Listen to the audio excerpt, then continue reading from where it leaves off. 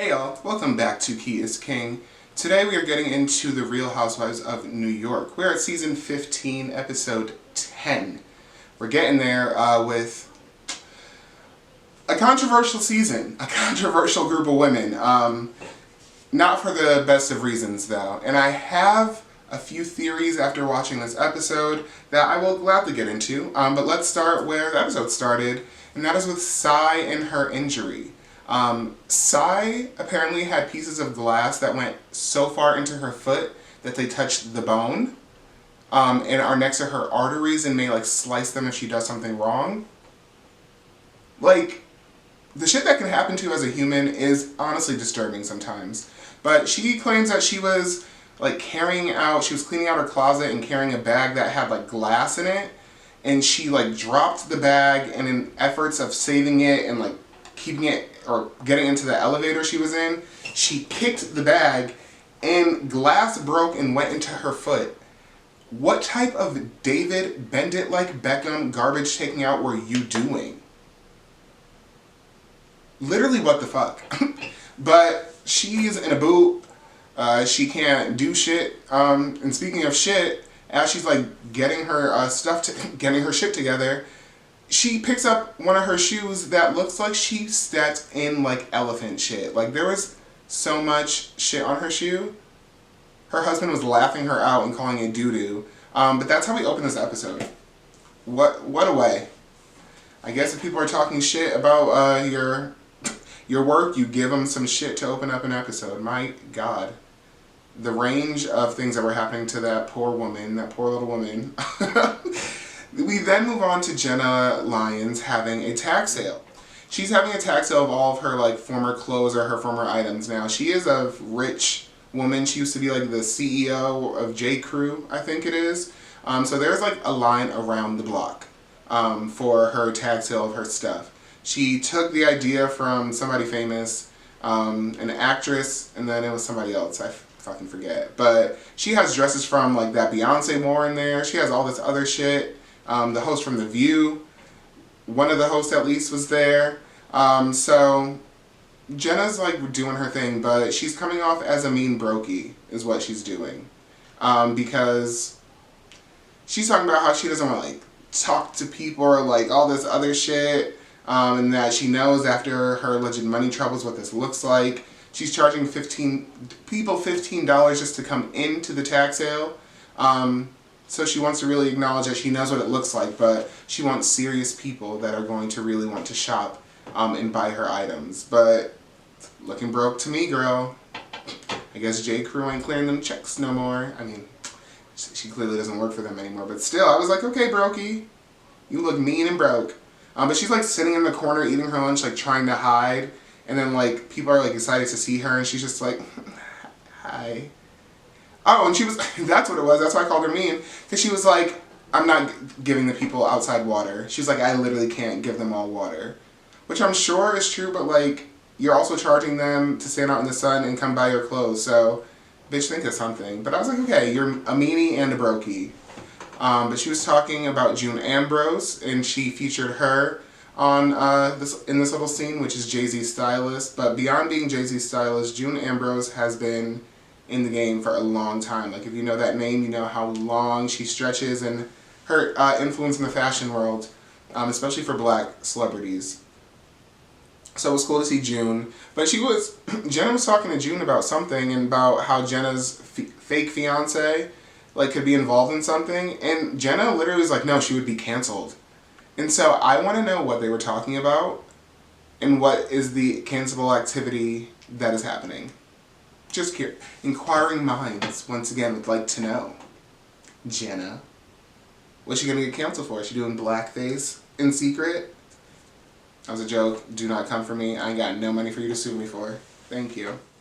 After Jenna being a mean brokey, we move on to a scene with Raquel and Aaron, who are meeting up for lunch to resolve their relationship, which, I know I've been watching the episodes, but I really didn't think that the relationship was so on the path of being destroyed, but they are both being very dramatic about this. Yes, they had a bit of a misunderstanding, but they are acting like they will never speak to each other again if they don't resolve this problem. So I'm glad for their sake that they had this conversation, because I was like, it's giving a lot. It's giving a lot. But they're talking about the miscommunication they had and just really clearing up their communication and like their understanding of each other, which is hunky-dory for them. That's great. They also start to talk about the other ladies in this situation, like Bryn, Sai, and Uba, because those are the ones that are kind of taking turns taking whacks at Aaron. Aaron has gotten Jenna back on her side. Jessel is too busy being a star and doing what she wants to do. So I think Aaron is really just trying to be like, hey, these women are really kind of making me the target. They're like turning everything on to me, whereas like Bryn, maybe even a little bit of Uba are like really the ones that should be catching the brunt of some of this stuff. So Erin's trying to work and politic her way up out of the situation. And she's not wrong in kind of going after Raquel for this or seeking her out as an ally. So Raquel is like down with it. She likes Aaron. She claims that they're friends, and that it's nice to have them as a couple friend as well, because those are hard to find in New York. So they're really working on mending it, and they seem to do in this conversation. So yay for them, I guess. So after they talk about the repairs in their relationship and the other women and the roles they play and their intentions, they talk about Raquel's party, because she's having a ballroom-themed engagement party, and Aaron is uncultured. I'll call her uncultured swine, because that's what I feel like doing right now. Aaron doesn't know nothing about nothing, but she's not the only one when it comes to like this ballroom stuff, because all the other ladies seem ignorant as hell to it as well. So I guess birds of a feather are really flocking in their pigeon feathers, because Aaron just don't know shit about shit. She thought that the Grace that Raquel was referencing was Grace Kelly and not Grace Jones. She literally said, "Who is Grace Jones?" Bitch, go to sleep. Go to sleep. And so she like Googled her, and she was like, oh wow. Oh wow. She's like, oh yeah, of course I know who Grace Jones is. Which I thought that was kind of funny, because she clearly didn't. But I was like, Aaron, do you touch some grass? Read a book. Like, where... But I guess when you're a rich white girl from New York and you just flash your tits for things, like, you don't have to know really who anybody is. A week. I would do it for a week just to feel the privilege, and then I'd be right back to the normal program. But my God, she didn't know shit about shit. I was like, do you need to be going to this party? But I think she does, so she can like get educated a little bit. So Raquel doing the Lord's work, the Rainbow Lord. Conservatives would love me. So after Aaron's quick little education on a few things gay, we transition to Raquel's party. And so we open with her arriving, and the coat she's wearing is giving what's supposed to be Bronwyn from Salt Lake City's YSL heart coat. And the obsession with people trying to, I guess, recreate that coat is real. And at first, I thought Bronwyn was proven wrong yet again with the fact that she said there's only like 3 in the world. But the more I looked at that coat, I was like, it's not quite YSL. And if you don't know what I'm talking about with Bronwyn, Rihanna has the same heart-shaped YSL jacket. So if you know that look, you know what I'm talking about. It's a little fuller, a little more shaped. But it was cute still. And so Raquel's opening her party with her aunt and her cousin being there. And so her aunt has always been super supportive. She said when she like came out to her about being a lesbian and getting engaged, she said, okay, when do we start planning? So her aunt was definitely there to support. Her mom, on the other hand, declined the invitation and said she had prior obligations that she could not stray from to be there for Raquel. So they started with a little family moment, a half sad moment, but they get right into the fucking party after that. And they are just all coming in different categories. There was like a Madonna category, a sparkly category, a drag category essentially.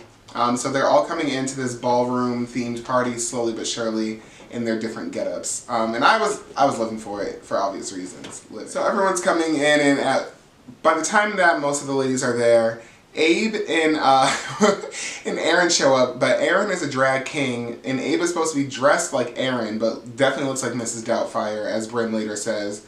But they come in and goop all of the girls because Abe said, look, if you're going to put me in drag, put me in full glam. And so once again, the idea of that being full glam and Aaron totally just playing like that is so fucking funny. Talk about, a lot of my videos today so far have just like been kind of parallel, but talk about a humiliation ritual if Aaron did that to him, because she could have done a lot more full glam. Uba comes in, I think Natasha was her code name, but she's wearing this like long red wig and like sparkly dress. Sai later calls, or they call Sai later because she can't be there because of her foot. And the first thing Sai says to Uba is that she looks like sexy red, which took me out. Just took me out. Get it sexy. Oh, she said she looked like sexy red. I almost cried.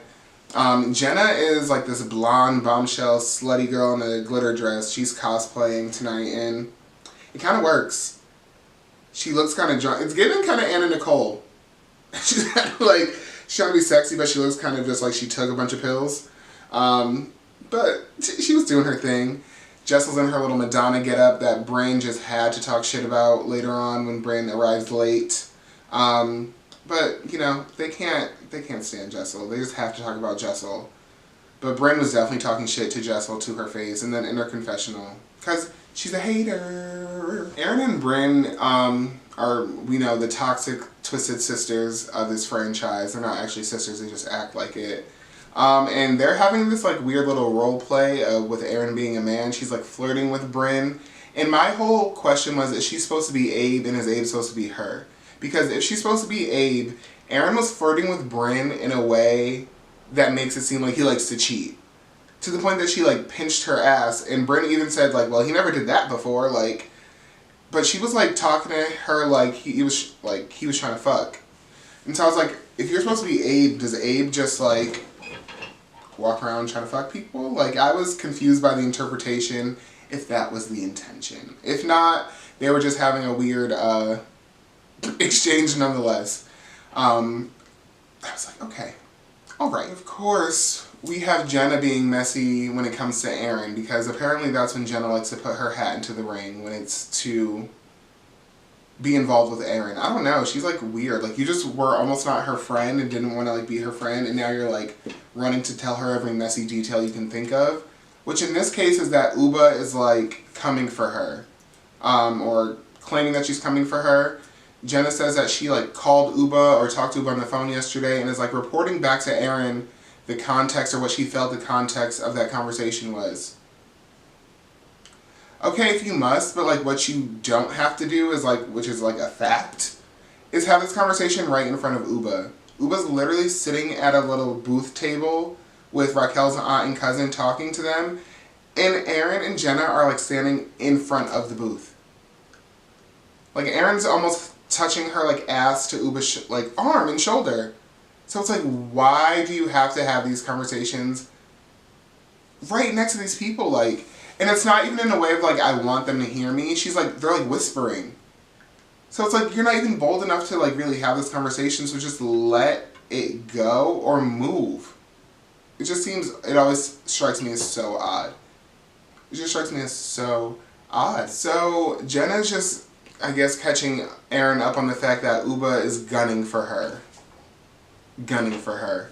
And so the second that Jenna tells Aaron this and gets her riled up, she runs over to Uba and is like, oh, Aaron thinks that you're gunning for her. Like, what? Do you need another dodgeball black eye? Do you have a concussion too? Like, what is wrong with you? What is wrong? And so Uba gets pissed off because she's like, Aaron talks to me every day on the phone. Like, she's literally like up my ass. I mean, they're up each other's ass probably, but she's like, we talk all the time. Why would we talk at night and then I'm coming for you and gunning for you in the next like morning? Like, make it make sense. So Uba's pissed off, and quite frankly, she's victim of the pigeons again. So the whole thing was like about to irk me. Jenna was doing the most, evidenced by the fact that she like choke kissed Jessel in front of Pavit. Like, she was tweaking a little bit. Although that moment wasn't as bad as it was like cracked, as I just cracked it up to be, but like still, she was really role-playing and taking this thing a little seriously and a little oddly at certain points too. But at least the scene ended with Mel and Raquel giving their speech at their engagement party, and it was so fucking cute. Mel really loves Raquel's kids and really accepts them full arms. So that's all you really want from your partner, right? But it was very cute, very gay. I was here for it. I was like, go off, Les. Just go off. So next we have a scene of Bryn at her house, and she's talking to someone who's helping her write a book, or is involved in the book process somehow. But Bryn is writing a book about herself, and we learn a shit ton about Bryn in this scene. And I know I say Bryn is girl interrupted, and I think she is in a lot of ways. But she explained that she had a sexual assault situation. She had like a Me Too situation. And this apparently has left scars on Bryn, which makes a lot of sense. Now, she went on to explain that this happened very soon around the time that her grandma died. In the last year of her grandma's life, who was like her mother, who was pretty much her only family member. She was responding to the traumatic event that happened to her and was just like very kind of nasty or rude or just kind of like not herself in the last year of her grandma's life, and she never told her what happened. So Bryn was like, when I tell you was like crying, she was like crying. Like she was crying hard in her confessionals talking about this, and the trauma runs deep. But it also explained that she explained why she was and is so like sexual and flirty all the time, and not for nothing. It's one of those things that like when somebody says it, you're like, damn, in retrospect, when you think about it, it makes so much sense. So many over-sexualized people, even promiscuous people, which I guess can be considered over-sexualized as well, that is a response of sexual trauma. So it makes sense. She said it took her some time to like crack a dick joke, but when she did, she was like, ah, there she is, she's back. So, like I said, eye-opening. The other thing I thought about as I was just kind of reflecting on this episode was that Bryn and all these other ladies, for the most part, are really trauma dumping onto this TV show for an audience that does not fuck with them. And I just wonder how that feels. Like, I'm sure that could be taken as shade, and I don't mean it all the way as shade, but like, trauma dumping like your like deepest secrets to a national audience that thinks you're trash and like doesn't really like you has to be an experience. I wonder how genuinely like that goes. Like, do you care at that point? Because this is like a year old anyway, but I mean, living through it is not. But like, I just wonder. I wonder. Because like I said, Bryn was really going through it, talking about this. And a lot of people just don't really fuck with her vibe, so I think it's obviously meant to like humanize people and kind of like get them to be relatable and likable. But something about it, man, I don't know, it just makes me think. But she's really sharing her story, she's telling it out, and it kind of, like I said, it gives a lot of explanation to Bryn. They cut to her, she and her brother talking about it, because her brother is like legitimately like her only family member for real, I think now. And he seems emotionally capped as well. Like, they're talking at the park, and Bryn starts like sobbing and crying, and he doesn't even like console her. He was like, well, that explains like, right, like, yeah, it explains the way you are, like, da da da da. Like, he was just like robot talking, and I was like, boy. So clearly the scars run deep, and I'm not judging the scars, I'm just saying that like I said, trauma dumping in a not well received space must be something. I mean, been there, even when it was unbeknownst to me, but like, been there, so I get it. It was a lot.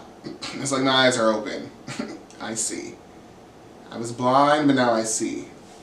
My God. So we end this episode with a couple cut scenes. We have Bryn and Aaron at the New York version of Meals on Wheels. And then we have Uba, Sai, and Raquel over at Sai's house, just dishing the tea, dishing the dirt. Of course, over with Bryn and Aaron, Uba is the main topic of conversation for the most part. They try to like drag Sai in there too, but it's mostly about Uba. She's the big volcano, as Bryn says, and I'm glad she knows. But Aaron's like annoyed with Uba about the whole gunning for you thing. They're talking about the exchanges that they have and I guess the dialogue that they have amongst each other. And Uba's once again repeating that. Aaron calls her like all the time. They talk every day, so like why Aaron's mad about something is just kind of beyond her. But they're going back and forth talking about the respective lady. And as I call them, the Twisted Sisters, Bryn and Aaron are just talking about how they have each other's backs, that they'll defend each other versus the other girls, and just kind of like laying their allegiance down. Raquel is kind of leaning towards Aaron and wants to believe Aaron when she's like listening to all of this. So she's kind of being an op, taking in the information from the other ladies. But they're just all mixed up and they are all on opposing sides. Bryn and Aaron are taking turns being mad at each other and defending each other. Sai and Uba are pretty consistent in the fact that Bryn is a piece of shit and Aaron is messy as hell. Raquel doesn't know how to feel about any of it. And Sai is showing them their foot and it's still fucked. So this is how we are ending this episode in New York, with a bunch of he said, she said, back and forth foot injuries. But that was the episode. I'm sure there will be more craziness to come. I'm excited for this Uba and Bryn fight. Big Volcano versus Girl Interrupted. But until then, I hope you guys take a look around my page, find something you like, and as always, come back for more. Don't forget to comment, like, and subscribe, and I will catch you soon for something else.